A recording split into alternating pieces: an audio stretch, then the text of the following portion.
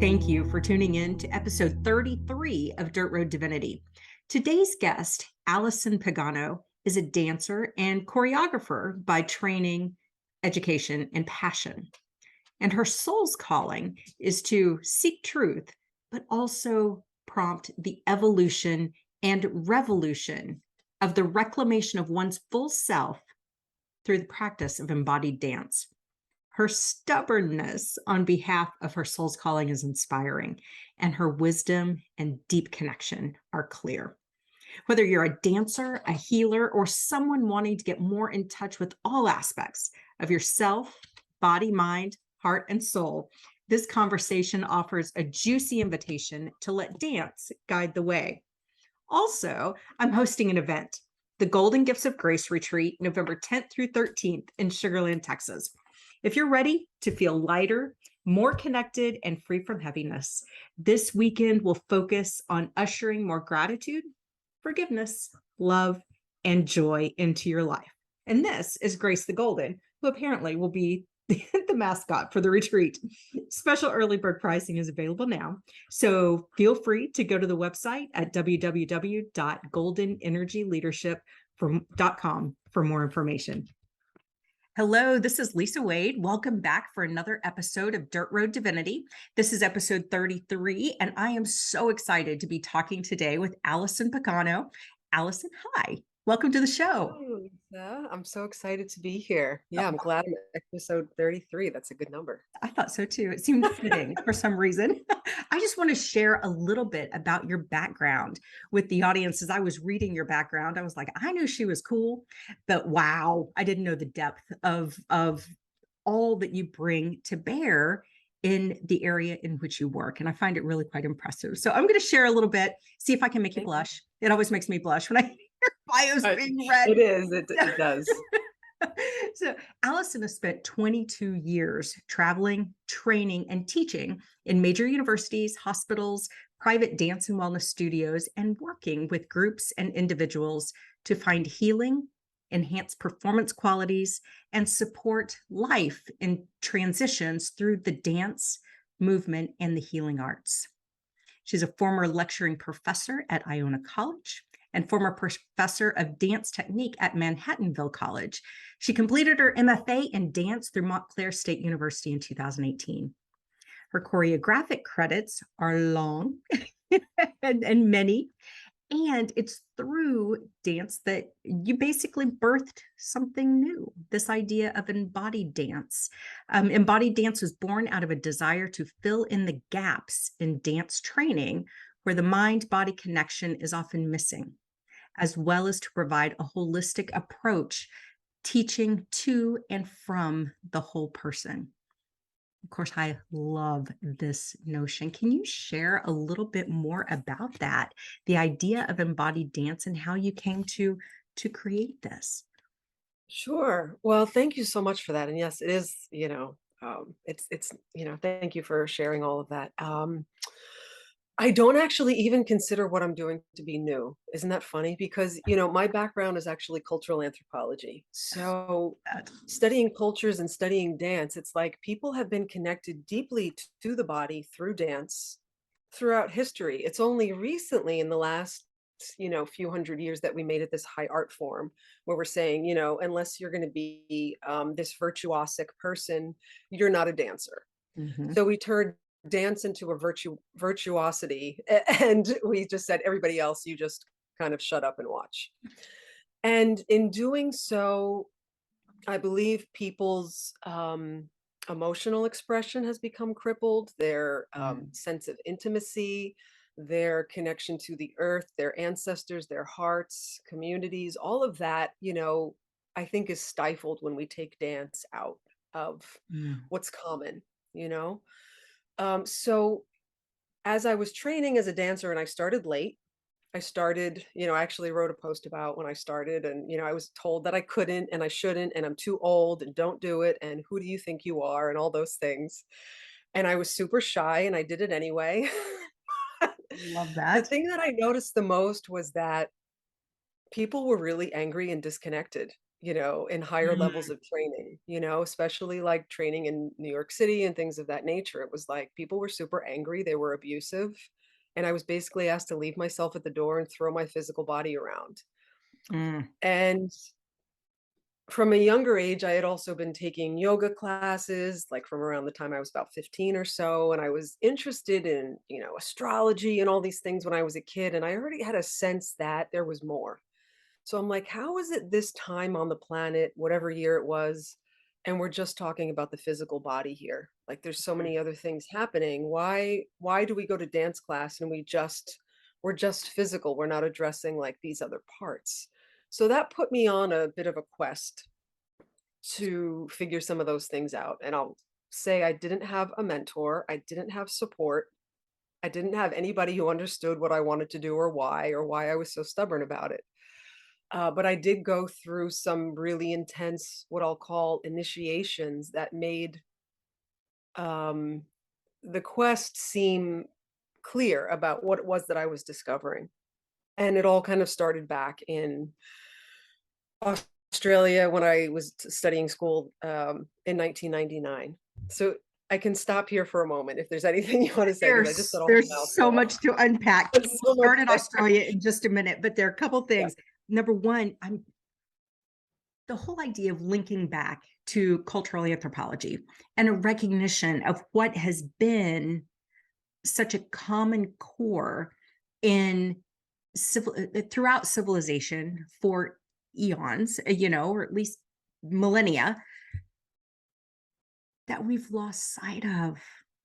That it used to be of the people, and now it's, seen as only of a select few to do it right, meaning Mhm. dance. And that's fascinating to me that that's where you started seeing that trend and that thread. Um,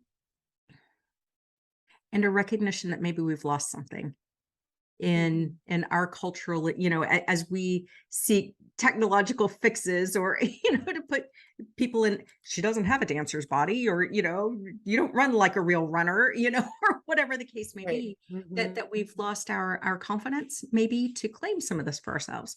So we end up dancing Right. in the shower alone where no one can see us, and it might be a little dangerous. Right. And so Right. owning it. um Or after you've been at the bar long enough and you don't care. Yeah. How many Or shots something does it like take, that. Yeah. to grow the Mhm. courage? Yeah, but Right. what hits me with that, and I think you mentioned it, was that sense of community that Mm. came with dancing, as part of a community, a shared community experience that we, with the exception of shots at a bar, that we've largely lost. Um, Mhm. and what that could mean for our psyche. Um, the other thing that I love it when women talk about being stubborn, Mhm. and just sticking with something. So, what was it that inspired dancing at a later age?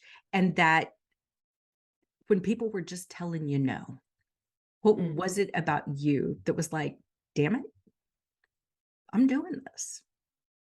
Yeah. It was a lot of things. I think good, ill, and different. I've always been a super quiet, introverted person. And the upside to that is I was very connected spiritually. I Mhm. didn't listen a lot on the outside, but I listened a lot on the inside. Mm, And I was wired that way from the get go. Good, bad, and different. I didn't have a lot of social skills or like, could make friends easily growing up, but I could really understand what I was hearing and I could really understand what I was feeling.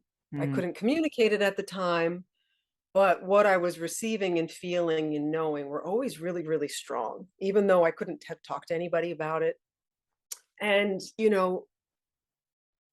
I was always dancing in the backyard, after school every day, or cutting up the rug to Stevie Wonder when I got home. I But love it's like my parents, I love them, but they never really kind of got that that's who I was, or that that should be something that was supported. They it. didn't get it. And I love them dearly, but I was like, they came from a different generation where there was other things that were important. So I kind of put myself in dance classes when I started working. Mhm.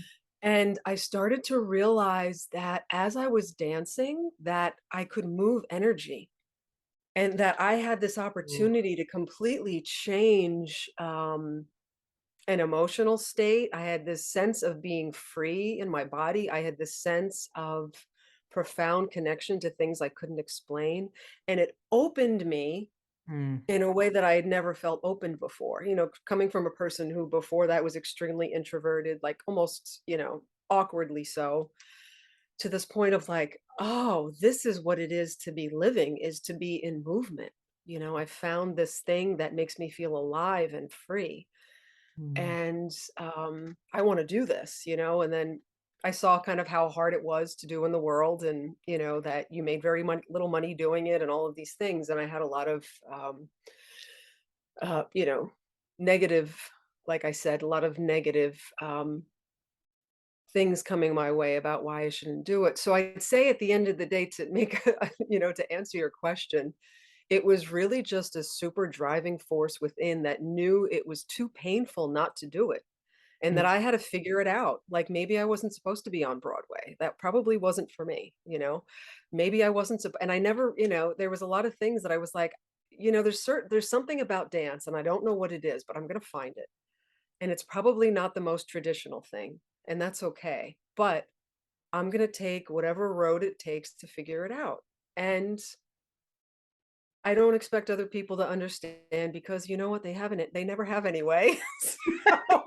So, and I'm like, it's just between me and my soul. And it's like, I was Mm, always coming from a place somehow of not wanting to regret the things that I didn't do. So I would often like make big risks and do big things because I hated that feeling of like, oh, I should have done that, and I knew that I didn't want to live from a place of regret, even mm. from a young age. So I figured, what's the worst thing that can happen?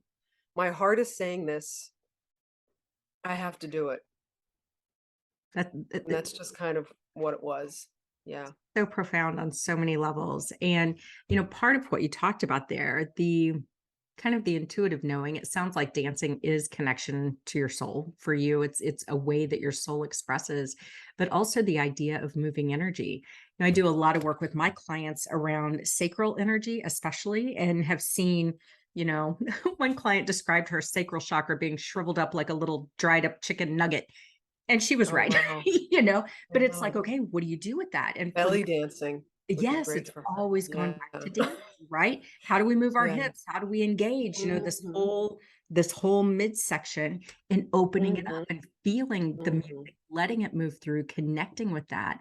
And that's always been such a powerful way to open chakras, get energy moving. So to hear you say that you recognize that from an early time and now bring that into the work that you do, um, and to be so in touch with what you hear and what you know, and to feel that expressing or even being more solidified through dance, that's beautiful. I mean, that's really Yeah. beautiful. I talk often about, what makes your soul sing. And in this case, Mhm. it's like what makes your soul move, and Yeah. if I remember, you even work with clients on like choreographing their own, almost like their Right, right. signature soul choreography. Mhm.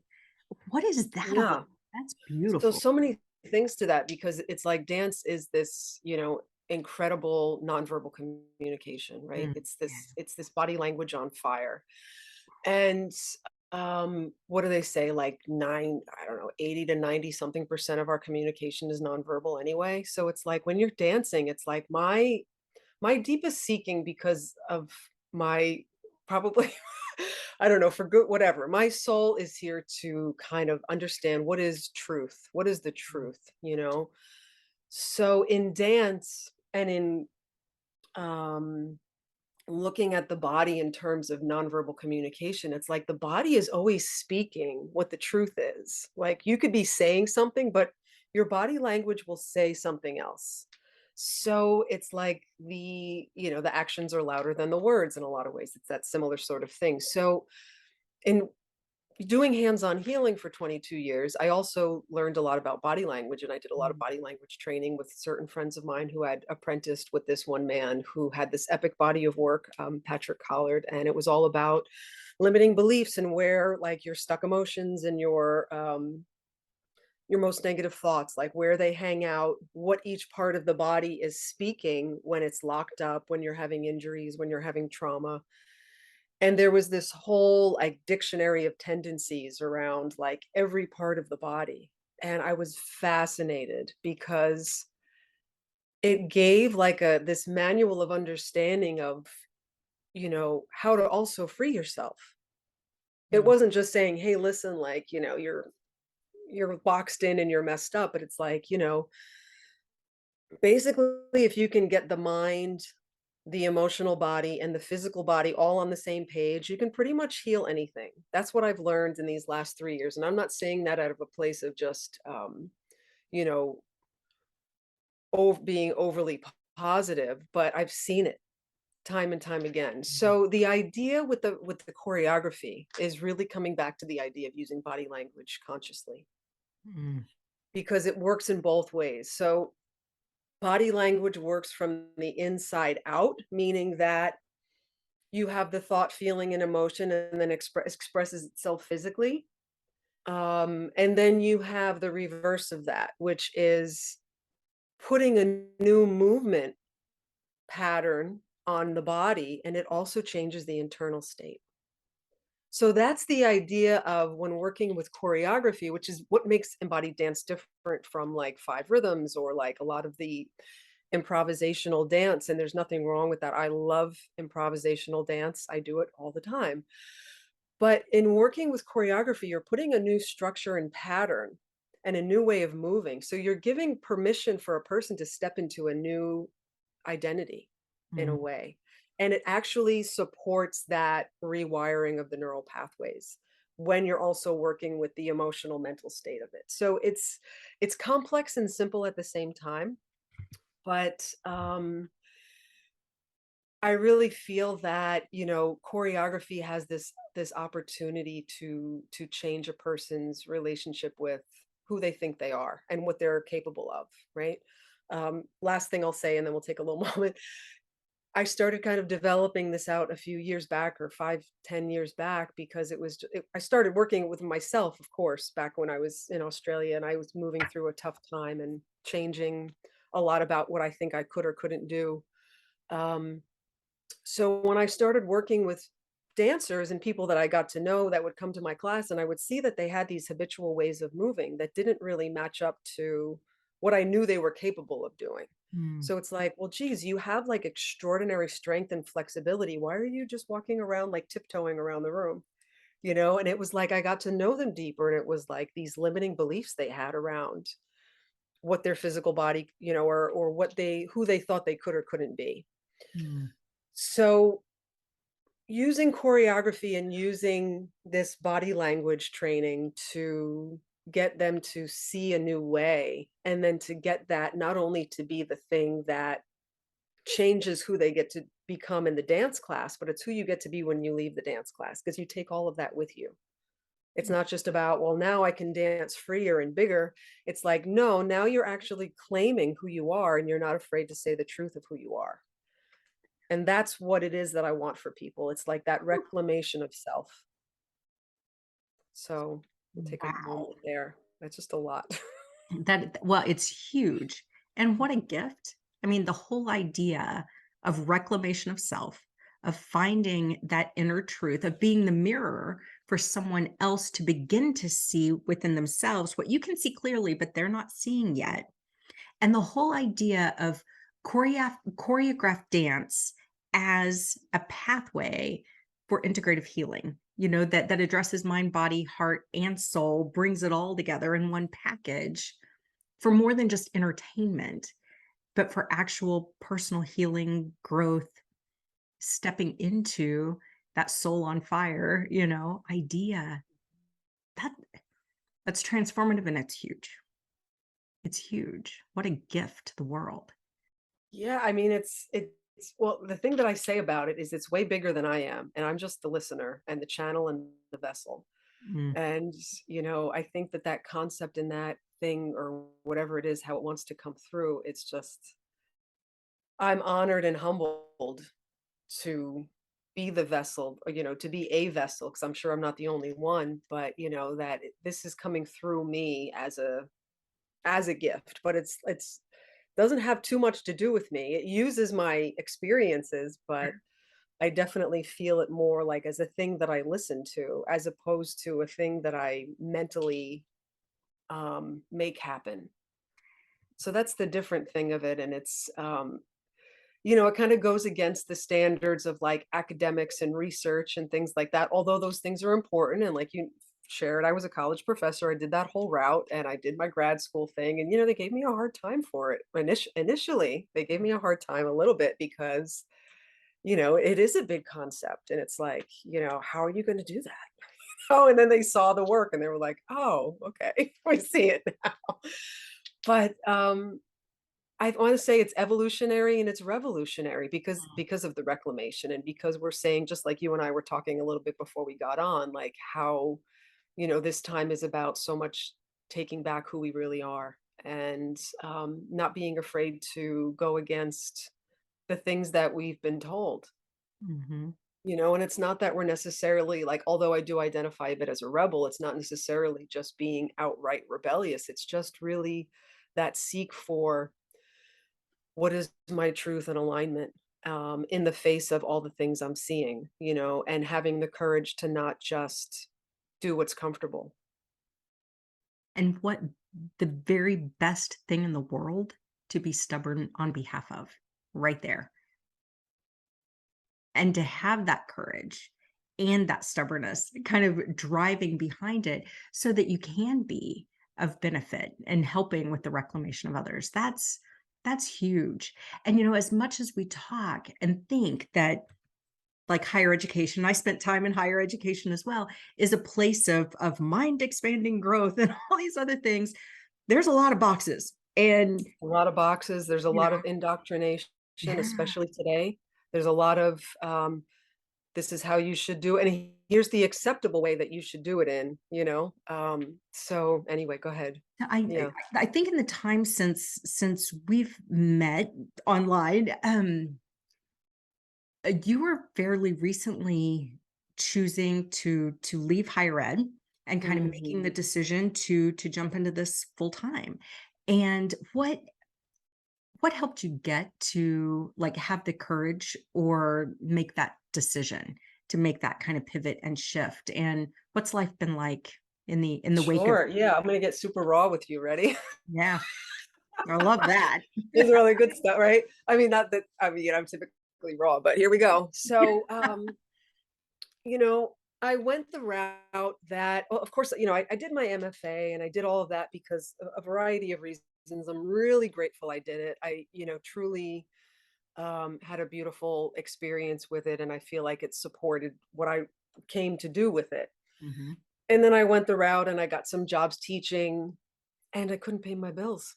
mhm, So it's like the system fails you, yeah, right? Because they say, "Hey, listen, I'm at the highest level of teaching." Granted, I wasn't full time, but I was still teaching a full time course load, mhm, and running around doing extra yoga, teaching performances, seeing clients for body work and coaching. And it was like burnt out city. And I still couldn't pay my bills, with these college teaching jobs, right? So that was the first issue.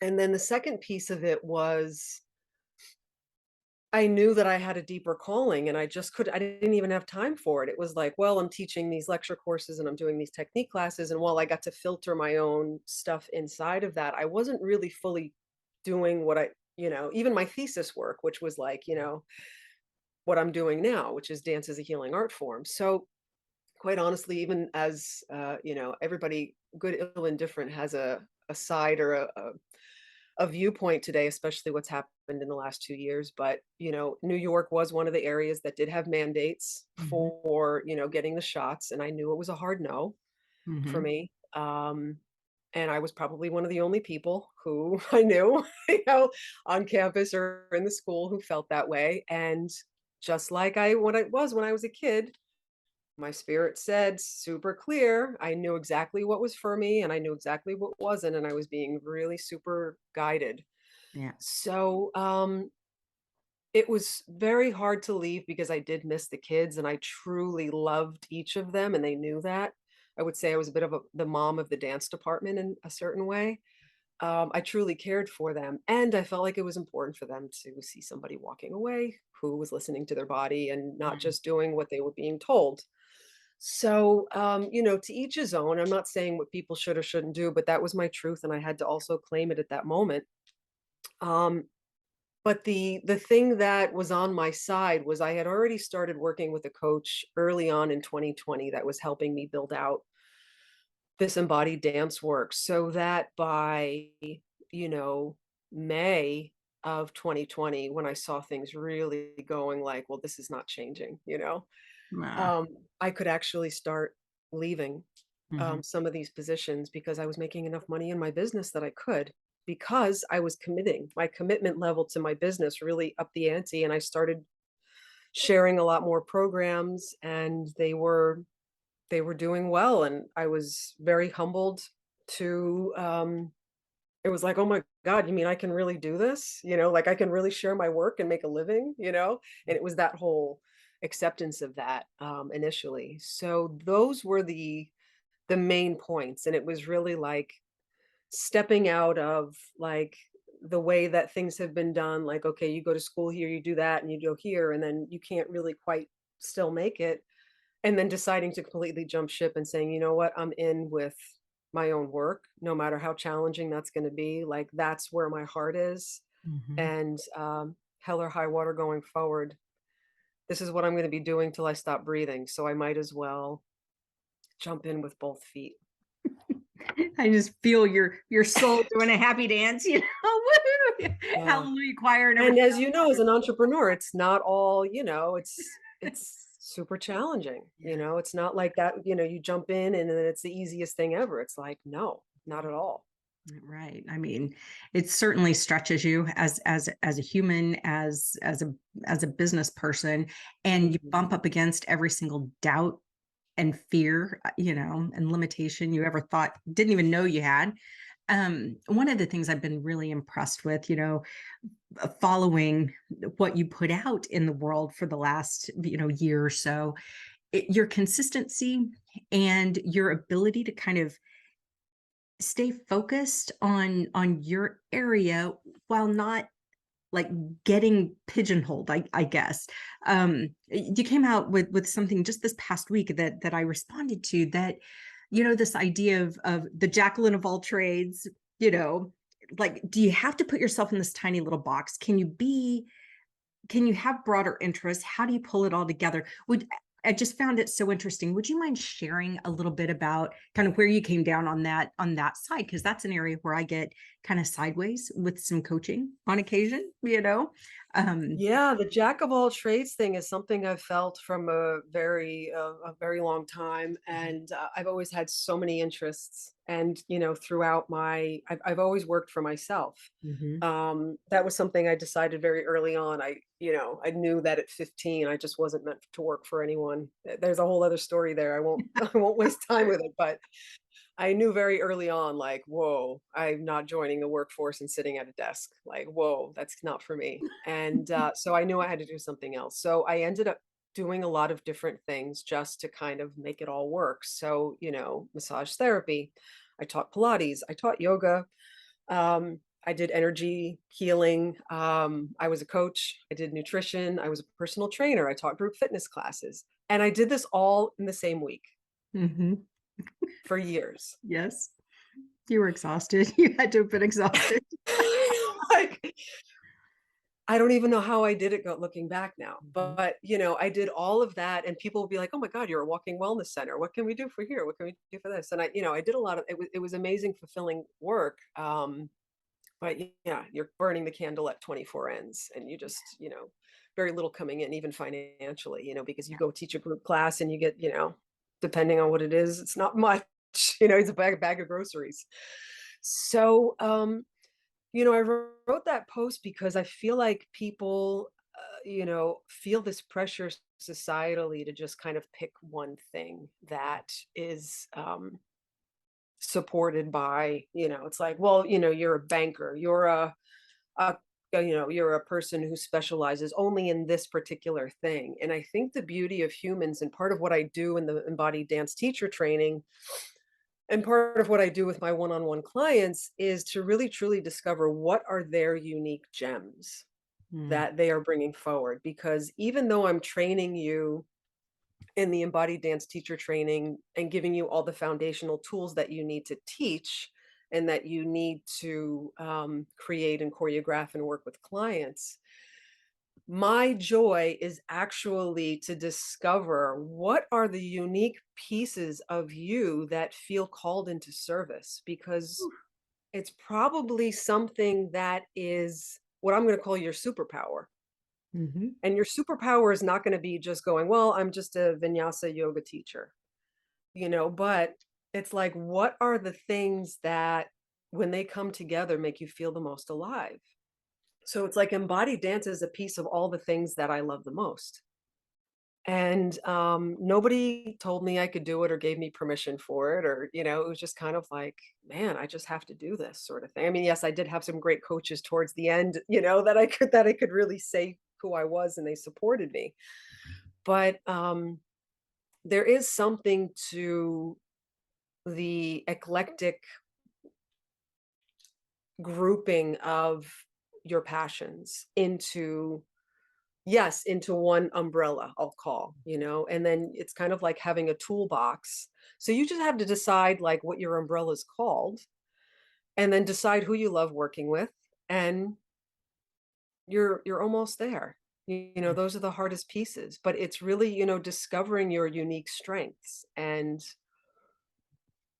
the things about, okay, so you love being a yoga teacher. Why do you love yoga? It's probably different from the other person who's teaching, right? So um so I I've think it's discovering more the whys, why mm, you love the certain things. If you understand why you love coaching mm, and why you love dance and why you love this, you can probably see that they're all part of the same why.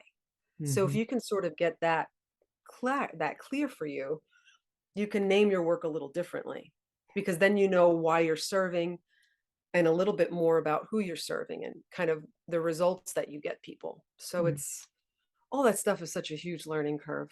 yeah. Yeah, Yeah. it's so important. I'm curious. I've got to ask, have you ever had your human design chart done? I have. I'm a generator, and that's pretty much all I think I know. Yeah.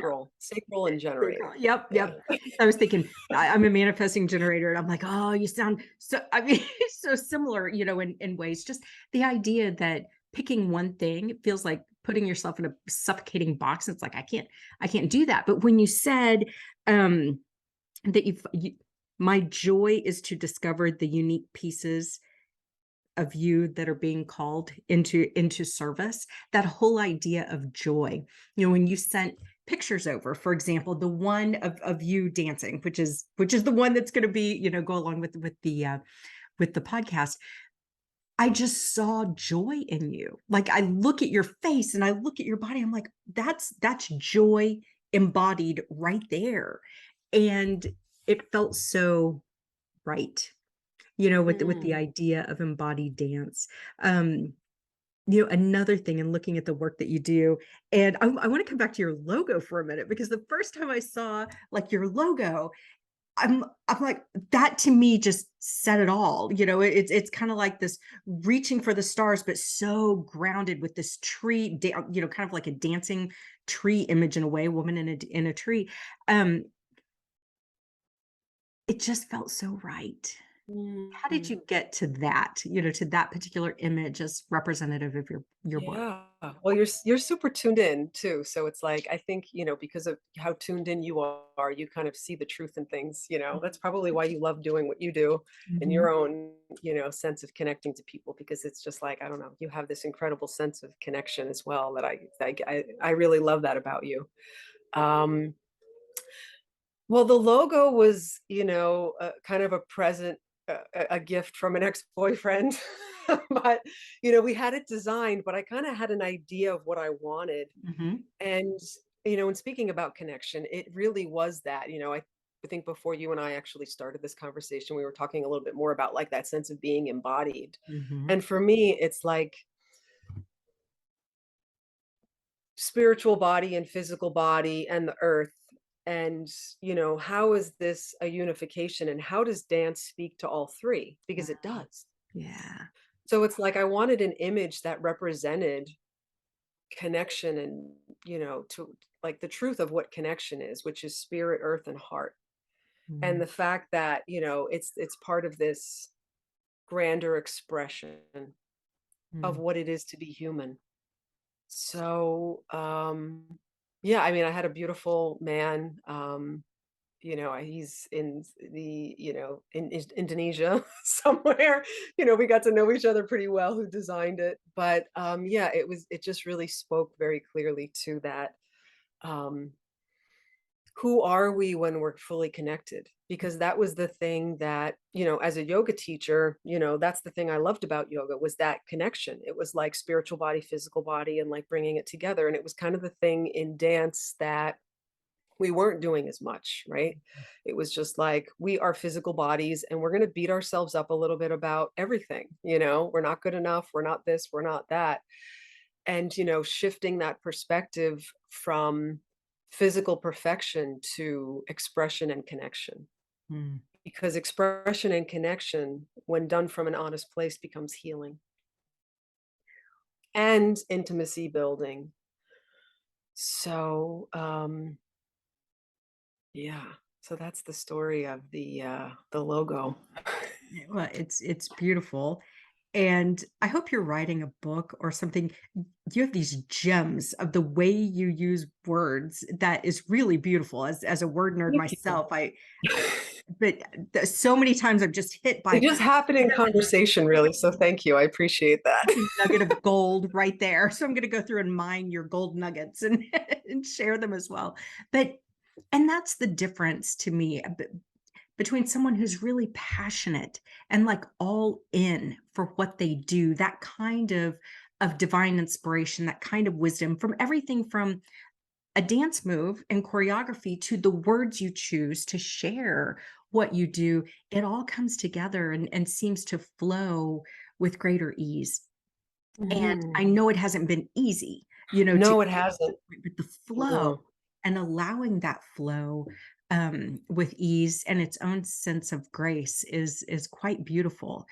And my experience with dance itself, 2 years old, tap and ballet class. And I remember thinking back the first time I saw one of those, I don't know if you've seen it, like the hippopotamus with the tutu and the toe shoes.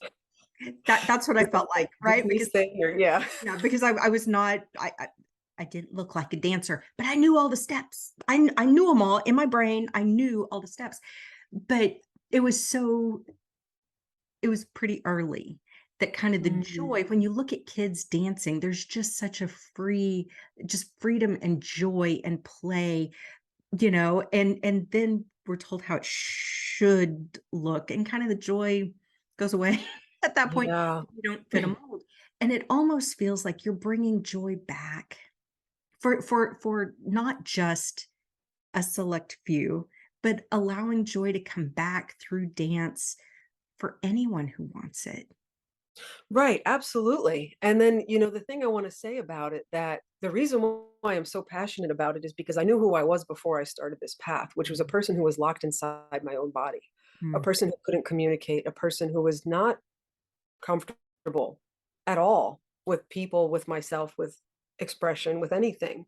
And I feel like dance in this way gave me my life when I pursued it from these ways, because through dance and through the healing aspect of what I do and what I teach, it was about also removing all the things that I wasn't, all the things that we inherit, the ancestral, the collective beliefs, the imposed negativity,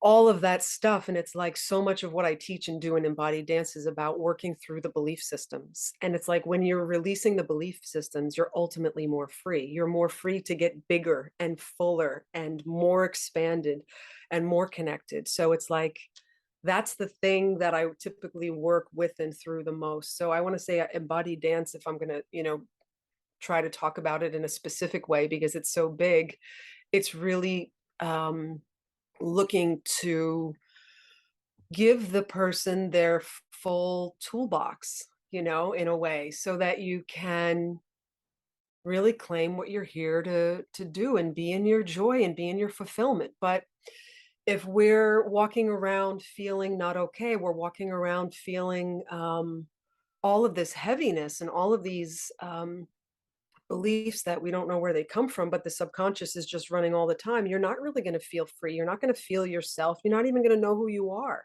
Mm. So much of the stuff that we use, like I said, to move energy through the dancing is to look at that stuff in the eye and to go, hey, is this true?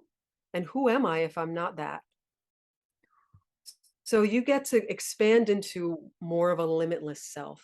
And I'm going to say, if there's any amount of like confidence that I've had over, time through this work, it's by releasing all that junk and just stepping into more of like limitless self and just hoping to be the light that others can also see in terms of what they would want. Like, I want to also feel limitless. I also want to feel free, being here on this, crazy planet. Mm. Yeah. What a gift. And I know that you've got the embodied dance teacher training, Hmm. but people don't have to be dance instructors to work with you, do they? So what No. are some so there's the teacher certification, but then what are some other ways that those of us who maybe, are not stage bound anytime soon, Yeah, sure. might be able to work with you? Sure. So even in the embodied dance teacher training, the two kind of people that I get the most are people who are dancing, who are looking to bring the healing arts into what they do, or they're people in the healing arts who actually want to bring dancing into what they're already offering. Some of them are like shamanic workers and they want to bring dance into working with their clients. So Right. that, it's depending on what you want to do. So the other programs that I have, one is called Embody Your Dance, which is actually the first piece of the teacher training that they move through anyway. Mhm. But this is working through the energetic body, through dance and movement, just as I was sharing a minute ago, around one at a time, clearing out the heavy limiting beliefs from each chakra. Mm. And Yeah. I do it in a very thorough process. And every time I do it, even though it's my own process, boy, this thing, it's like there's so many layers, there's so much to like, be with. So it's a beautiful thing. So I may end up offering that live come January. Mm. I haven't done it live in a while. Most of my work is online at this time.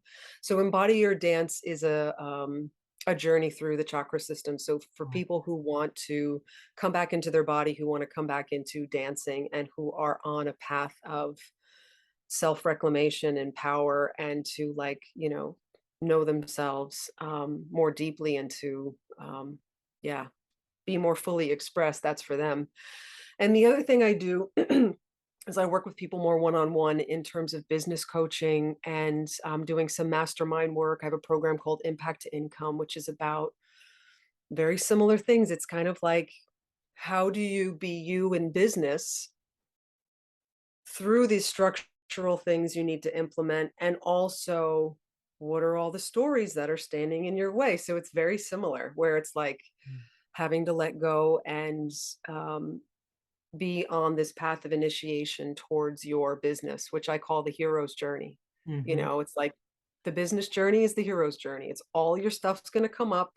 You can put all the structures you want in place. You can have these things. If you don't believe in yourself and you don't think you can do it, and you have all the subconscious stuff going on, I was there. I went through all of it. It paralyzed me for years, Yep. right? So it's like when I'm working with people one on one, and I'm working with people in these mentorship mastermind groups, it's really about, here's the structures.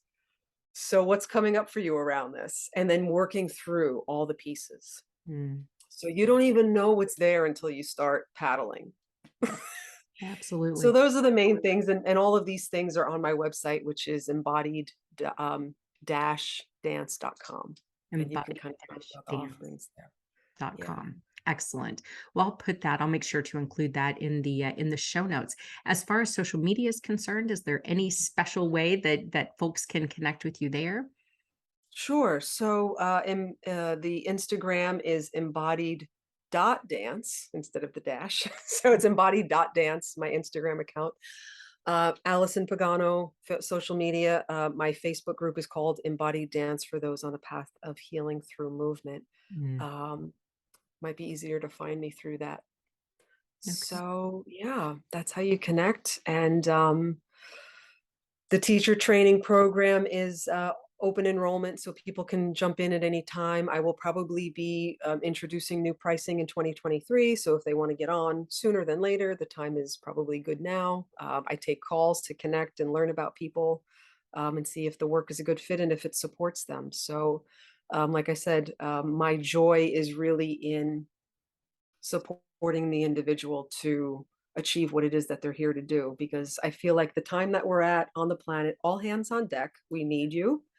Yep. We are reclaiming the world we want to live in, not the one that's been. So if people are feeling called to show up and they're feeling like they want to advocate for their bodies and for healing and they want to be of service, those are the kind of people I want to work with. Mm, So perfect.